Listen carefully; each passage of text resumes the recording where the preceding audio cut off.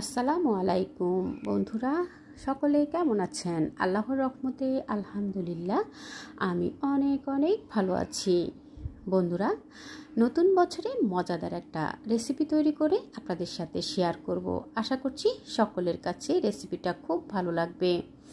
আজ আমি তৈরি করে দেখাবো খেজুরের গুড়ের পায়েস। যেহেতু শীত মৌসুম, এই শীত মৌসুমে খেজুরের গুড়ের পায়েস তৈরি করে প্রিয়জনকে উপহার দিতে পারেন। এই খেজুরের গুড়ের পায়েসটা খেতে কিন্তু ভীষণ ভালো লাগে। শীতের সকালে খুব সুন্দর একটা খেজুরের গুড়ের পায়েস তৈরি করে প্রিয়জনকে উপহার দিতে পারেন। বন্ধুরা, আমি এখানে খেজুরের গুড়ের পায়েস তৈরি করার জন্য সুগন্ধি পোলাওর চাল নিয়েছি 2 মুঠো, অর্থাৎ হাফ কাপ আমি সুগন্ধি পোলাওর চাল নিয়েছি।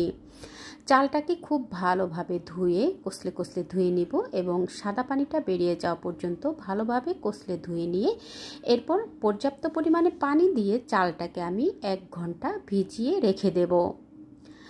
এই চালটা দিয়ে আমি খেজুরের গুড়ের পায়েস তৈরি করব। তো আমি খেজুরের গুড়ের পায়েস তৈরি করার জন্য এখানে লিকুইড দুধ নিয়েছি। এখানে অরিজিনাল গরুর দুধ নিয়েছি 4 লিটারের মতো। 4 লিটার দুধ আমি চুলাতে বসিয়ে দিয়ে জাল করে ঘন করে 3 লিটার করে নেব। বন্ধুরা, খেজুরের গুড়ের পায়েস তৈরি করার জন্য দুধটাকে জাল করে ঘন করে নিয়ে পায়েসটা তৈরি করলে সেই পায়েসটা খেতে অনেক বেশি টেস্টি হয়। আমি এখানে ফ্লেভারের জন্য কয়েকটা এলাচ দিয়ে দিলাম, আস্ত এলাচ। আপনারা চাইলে এলাচের পাউডার, এলাচের গুঁড়োটাও ব্যবহার করতে পারেন। মিষ্টি খাবারে একটু লবণ ব্যবহার করলে মিষ্টি খাবারের স্বাদটা অনেক গুণ বেড়ে যায়। সামান্য 1 চিমটি লবণ দিয়ে দুধটাকে জাল করে আমি 3 লিটার করে নিয়েছি। খুব বেশি ঘন করতে হবে না, যেহেতু আমরা চালটা দেওয়ার পরে আরও অনেক সময় পর্যন্ত চুলাতে রান্না করে নেব, তখন কিন্তু দুধটা আরও অনেকটাই ঘন হয়ে যাবে।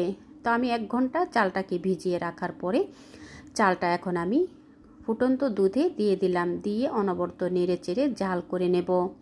বন্ধুরা, আমি এখানে আস্ত চালটাই ব্যবহার করছি। আপনারা কিন্তু চাইলে 1 ঘন্টা ভিজিয়ে রাখার পরে চালটাকে শিলপাটাতে আধা ভাঙা করে গুঁড়ো করে নিয়েও ব্যবহার করতে পারেন।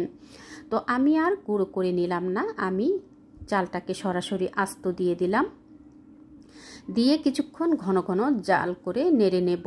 আর এখানে আমি যেহেতু খেজুরের গুড়ের পায়েস তৈরি করব, তো আমি এখানে খেজুরের গুড় নিয়েছি 150 গ্রামের মতো নিয়ে এখন আমি সামান্য কিছুটা পানি দিয়ে চুলাতে বসিয়ে গুড়টাকে জাল করে আলাদাভাবে জাল করে গুড়টাকে আলাদা জাল করে ফুটিয়ে নেব। বন্ধুরা, খেজুরের গুড় দিয়ে অনেক সময় দুধের কোনো কিছু রেসিপি তৈরি করলে অনেক সময় দেখা যায় দুধটা ফেটে যায়। যদি গুড়টাকে আলাদাভাবে এভাবে জাল করে নেওয়া হয় তাহলে কিন্তু আর দুধ ফেটে যাওয়ার কোনো রকমের চান্স থাকবে না। তো আমি গুড়টাকে আলাদাভাবে জাল করে পাশে রেখে দিয়েছি। আর পাশের চুলাতে আমি কিন্তু পায়েসটা রান্না করে নিচ্ছি। আর এখানে আমি কিছু বাদাম, কাজু বাদাম আর কিছু পেস্তা বাদাম একটু গুঁড়ো করে নিয়েছি, সেখান থেকে আমি অর্ধেকটুকু দিয়ে দিলাম। বাদাম যে যতটুকু খেতে পছন্দ করেন সে অনুযায়ী বাদাম দিয়ে দিবেন। দিয়ে আমি কিছুক্ষণ জাল করে ঘন করে নিচ্ছি। যখন চালটা সেদ্ধ হয়ে আসবে সে সময় আমি ডাল ঘুটনি দিয়ে এভাবে করে একটু ঘুটে দেব। যেহেতু আমি আস্ত চালটা ব্যবহার করেছি, আপনারা যদি চালটা ভেঙে শিলপাটাতে একটু গুঁড়ো করে দেন সেক্ষেত্রে কিন্তু আর ডাল ঘুটনি দিয়ে ঘুটার কোনো প্রয়োজন হবে না। যেহেতু আমি আস্ত চালটা ব্যবহার করেছি তাই ডাল ঘুটনিটা দিয়ে ঘুটে একটু চালটাকে ভেঙে দিয়েছি।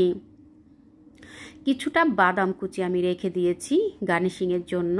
আর কিছু বাদাম আমি পায়েসের সাথে দিয়ে দিলাম, দিয়ে অনবরত নেড়ে চেড়ে জাল করে নিচ্ছি। এখন আমি 1 কাপ পরিমাণ গুঁড়ো দুধ দিয়ে দিলাম। এই গুঁড়ো দুধটা দিলে পায়েসের স্বাদটা অনেক গুণ বেড়ে যায়। আপনারা চাইলে স্কিপ করতে পারেন, তবে দিলে কিন্তু অনেক বেশি টেস্টি হয় এবং খুব দ্রুতই কিন্তু পায়েসটা জমে আসে। তো বন্ধুরা, দেখুন সুন্দরভাবে আমি জাল করে নিচ্ছি। আর এই পর্যায়ে আসার পরে কিন্তু অনবরত তলানিটা নেড়ে আস্তে আস্তে নেড়ে নিতে হবে।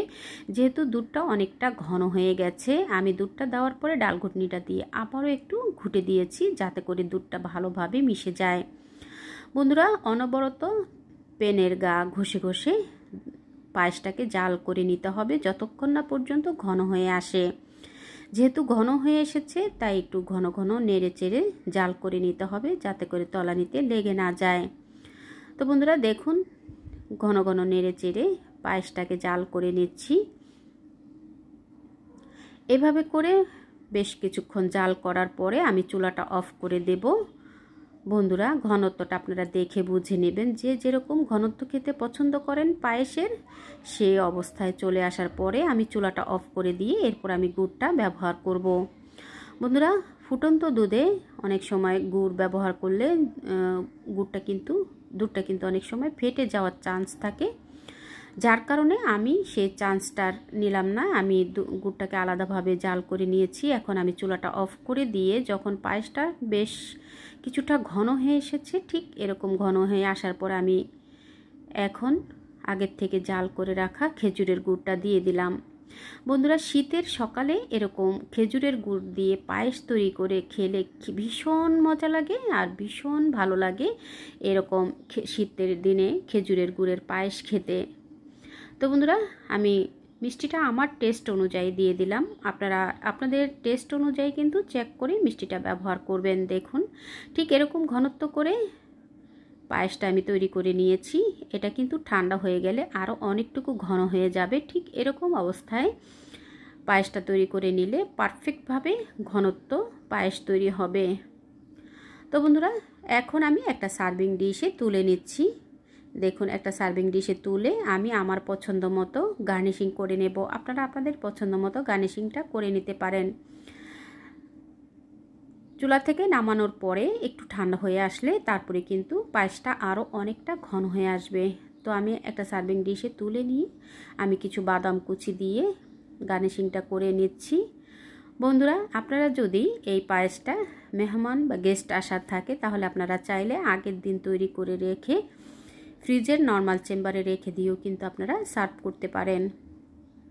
এরকম শীতের দিনে খেজুরের গুড়ের পায়েস খেতে ভীষণ ভালো লাগে। আপনারা একবার হলো তৈরি করবেন।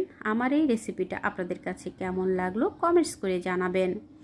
আপনাদের লাইকস এবং কমেন্টস আমার নিত্য নতুন রেসিপি তৈরি করতে ভীষণ উৎসাহ দেয়। বন্ধুরা, এতক্ষণ ধৈর্য ধরে আমার রেসিপিটা সম্পূর্ণ দেখার জন্য অসংখ্য ধন্যবাদ জানাই। একটা লাইক দিতে ভুলে গিয়ে থাকলে প্লিজ বন্ধুরা একটা লাইক দিয়ে রেসিপিটা কন্টিনিউ করে নেবেন। দেখা হবে পরবর্তী কোনো রেসিপির সঙ্গে। সে পর্যন্ত সকলের সুস্থতা কামনা করছি। ভালো থাকবেন, সুস্থ থাকবেন, নিরাপদে থাকবেন। আমার ও আমার পরিবারের জন্য দোয়া করবেন। পরবর্তী রেসিপি দেখার আমন্ত্রণ রইল। আল্লাহ হাফিজ।